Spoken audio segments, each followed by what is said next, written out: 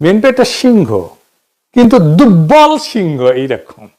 হ্যাঁ, হারুপাট্টি। বিএনপিতে সত্যিকারের পলিটিক্যাল ট্রেনিং আছে, রাজনীতি করে আসছে, এরকম লোক গুরুত্বপূর্ণ পজিশনে নাই, পলিসি মেকিং এ নাই। আমার ঘনিষ্ঠ একজন কইলেন যে বিএনপি নিয়ে করা আপনার প্রেডিকশন গুলো কিন্তু মিলে যাইতেছে, আপনি কি খুশি? না, আমি খুশি না, আমি আতঙ্কিত। আমি তো বিএনপি কে ধ্বংস হওয়া থেকে বাঁচাইতে চাইছি, তাহলে বিএনপি কি ধ্বংস হইতেছে? হ্যাঁ, হইতেছে। বিএনপি বাংলাদেশের স্বাধীনতা সার্বভৌমত্ব রক্ষার জন্য জরুরি। বিএনপি ধ্বংস হয়ে গেলে বাংলাদেশের স্বাধীনতা সার্বভৌমত্ব বিপন্ন হবে। বিএনপি আওয়ামী লীগ হয়ে গেলে আমাদের আর একটা জিয়াউর রহমানের, খালেদা জিয়ার বিএনপি লাগবে। হয়তো বিএনপি নামে না, কিন্তু এমন একটা দল লাগবে যা জিয়ার এবং খালেদা জিয়ার রাজনীতি করবে। আর আপনারা বুঝতে পারতেছেন যে বিএনপির কোনো ভবিষ্যৎ নাই যদি না তারা তাদের রাজনীতি না পাল্টায়। মুসলিম লীগ থেকে জন্মানো আওয়ামী লীগ জয় বাংলা হয়েছে, আর এক দল জয় বাংলা হওয়ার পথে। বাংলাদেশের রাজনৈতিক ইতিহাস আমাদেরকে দেখায় যে যে দল তার শেকড় জনগণের আসল কনস্টিটিউয়েন্সি থেকে বিচ্ছিন্ন হয়ে যায় সে দল টেকে না। বিএনপি এই ক্ষেত্রে আওয়ামী লীগের চাইতেও খারাপ। সে রাজনৈতিক বিরোধী থেকে ব্যক্তিগত শত্রুতায় পর্যবসিত করে। তাই বিএনপির আশা আমাদের ছাইড়া দিতে হবে।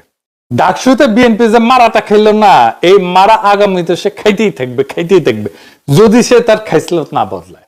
ভোটের রাজনীতিতে বিএনপির আসল জায়গা, ভোটের জায়গাটা হচ্ছে যেটাকে কনস্টিটিউয়েন্সি বলা হয়, সেটা হচ্ছে তার মুসলিম ভোট, মুসলিম জাতিবাদী ভোট, সাধারণ মুসলমানের ভোট। এক অর্থে এইটাই জিয়াউর রহমানের বিএনপি এবং তার রাজনীতি, এটা এক অর্থে বিএনপির পিতৃ পরিচয় বটে।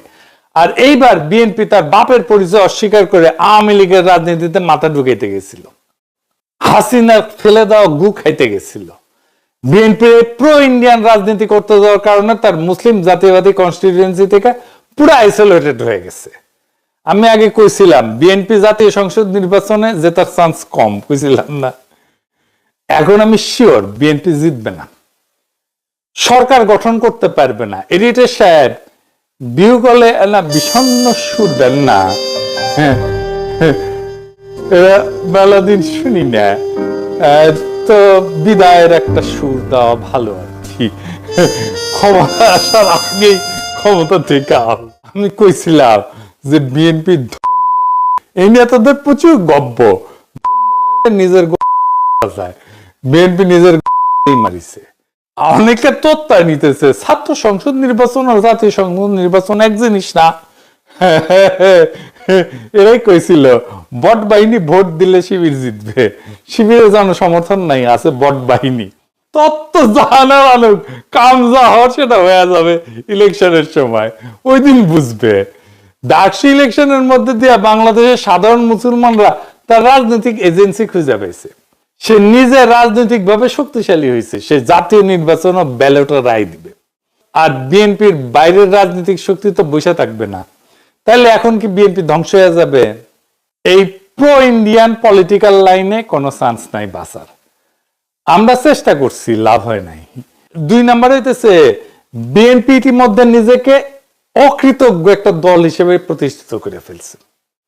জামাতের সাথে জোট করে এতদিন রাজনীতি করে সে জামাতের সাথে যে আচরণ করছে, আবার আমাদের সাথে এই হাসিনা বিরোধী আন্দোলনে আমাদের এত বেনিফিট পাইছে, আমাদের এত সাপোর্ট পাইছে, এক সময়কার রাজপথের সহযোদ্ধা তাদের সাথে যে আচরণ করছে, তার সাথে কোনো রাজনৈতিক দল কোন ইন্ডিভিজুয়াল ঐক্য করবে না। সিপিবি তা আওয়ামী লীগের কুসুম বিরোধিতা করছে, কিছু বলছে হাসিনা সিপিবি কে। জাফরুল্লাহ ভাই তো কম হাসিনা বিরোধিতা করে নাই, কিছু বলছে হাসিনা? বলে নাই, কারণ জাফরুল্লাহর সাথে শেখ মুজিবের একটা সম্পর্ক ছিল। এক সময়ের মিত্রের বিষয়ে হাসিনার একটা নৈতিক অবস্থান ছিল, যেটা বিএনপির নাই। বিএনপি এই ক্ষেত্রে আওয়ামী লীগের চাইতেও খারাপ।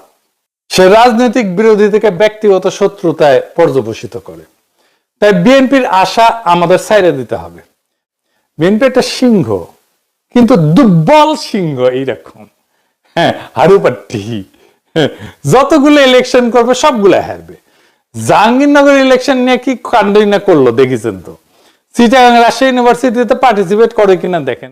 তাইলে কি করতে হবে? আমাদের দ্রুত একটা রাজনৈতিক ফ্রন্ট করার দিকে অগ্রসর হইতে হবে, যে ফ্রন্টের কথা আমি বলছিলাম। না হলে রাজনৈতিক শূন্যতা তৈরি হবে। এই ফ্রন্টের আদর্শিক নেতা হবেন জিয়াউর রহমান, তার রাষ্ট্রচিন্তা। বিএনপি কোণঠাসা বা নিষ্ক্রিয় ট্রু ন্যাশনালিস্টরা তাদেরকে একটা স্পেস দিলে তারাও চলে আসবে দলে দলে। বিএনপিতে সত্যিকারের পলিটিক্যাল ট্রেনিং আছে, রাজনীতি করে আসছে, এরকম লোক গুরুত্বপূর্ণ পজিশনে নাই, পলিসি মেকিং এ নাই।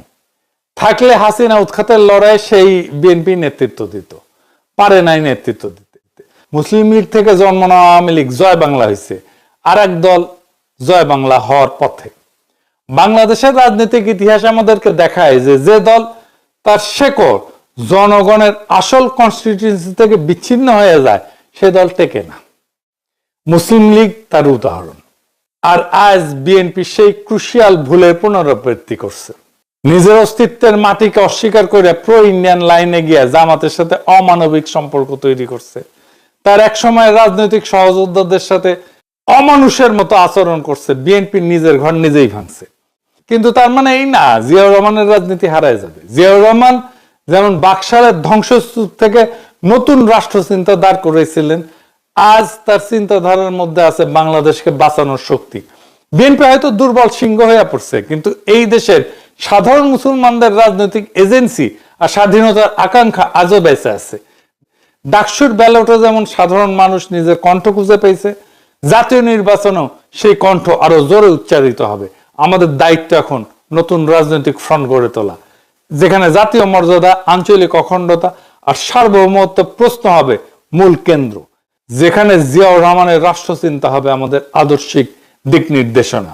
এই ফ্রন্ট হবে সাধারণ মানুষের, মজলুমদের, নিপীড়িতদের, যারা আওয়ামী ফ্যাসিবাদ এবং বিএনপির বিভ্রান্ত রাজনীতির বাইরে নতুন আশা খুঁজতেছে। ইতিহাসের শিক্ষা পরিষ্কার, শূন্যতা কখনো স্থায়ী হয় না। আমরা যদি শক্তি, দিক নির্দেশনা নিয়ে আগায় যাই, তবে সেই শূন্যতা পূরণ হবেই আমাদের দিয়া। বিএনপি হয়তো ভাঙবে, কিন্তু জিয়ার আদর্শের সেই পতাকা ভাঙবে না। সেই পতাকা আবারও উড়বে শক্তিশালী সংগঠিত নতুন ফ্রন্টের হাতে। এটাই আমাদের আহ্বান, এটাই আমাদের আগামী ইনকিলাব। জিন্দাবাদ।